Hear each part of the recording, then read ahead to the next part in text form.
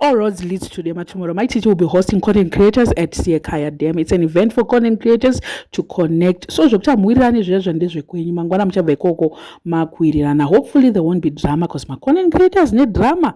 Aiwa avasiyane zvavo. And kudema kwadirwa sugar. My teacher is putting Dema pa spotlight.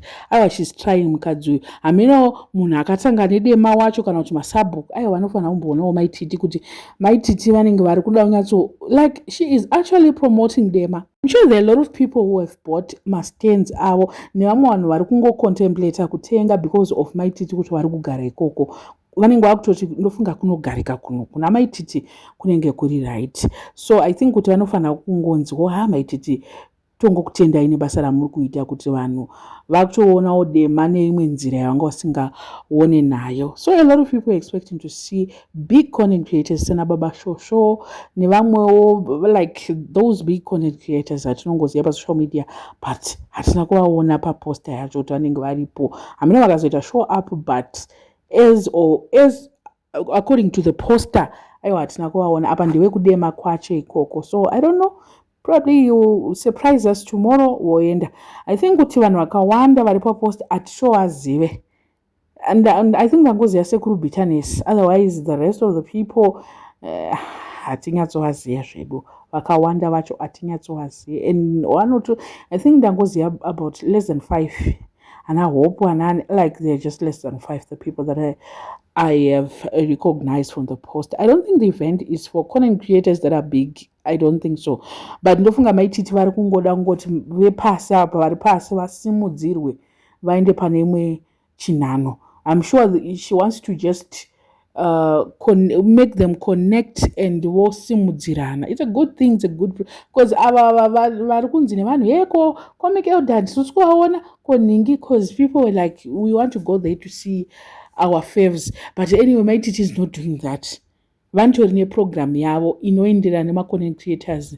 Ana Big Sam, I also saw Big Sam. Vari kuenderana nema-content creators. Vane target yavo yevanhu ana sekuru bita. Like, I'm sure they've got zvavari kuitira that event iyoyi. Hameno vanhu vari kuti yekwauraiwa mombe kwazodi handisi kunyatsoziva izvozvo. Kunzi mangwana kunenge kuchidyiwa. Vanhu vacho vakawandisa. I'm not so sure zvangu if event yacho she's going to cater for food and this year, but anyway I just can't wait to see content creators connecting. And my titi, to be honest, munhu wekuti akasimudzira vanhu vakawanda pa social media ade kunyepera nepapo. My titi vanhu vakawanda came from like takaziva vanhu vakawanda for my titi like she worked with a lot of people. Vanozonzi ye vane noise vanozoita sei zvavoka but tarisai pa social media anake tina vese vakabva ikoko. Ndiana futi vamwe ana Patricia Jake vakabva futi ikoko kwamaititi uko. Ana Janelle vakabva kwamaititi. Ana Mema Kitten vakabva kwamaititi.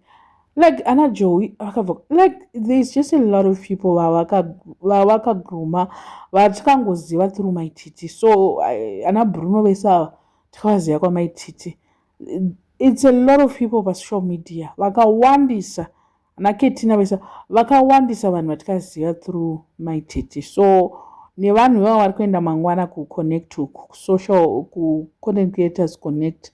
I'm sure we are going to know them much better after event yamangwana because as far as I know 3/4 of the people that are going there we are not really familiar with them. We don't know what they do, but I'm sure my titi vakatoita event vaine vision yekutoti ndoda kutoti vanhu ivavo vapinde paspotlight. I don't know what you guys think. Let me know in the comment section what are your thoughts. When you subscribe, please make sure that you subscribe and see you in my next video.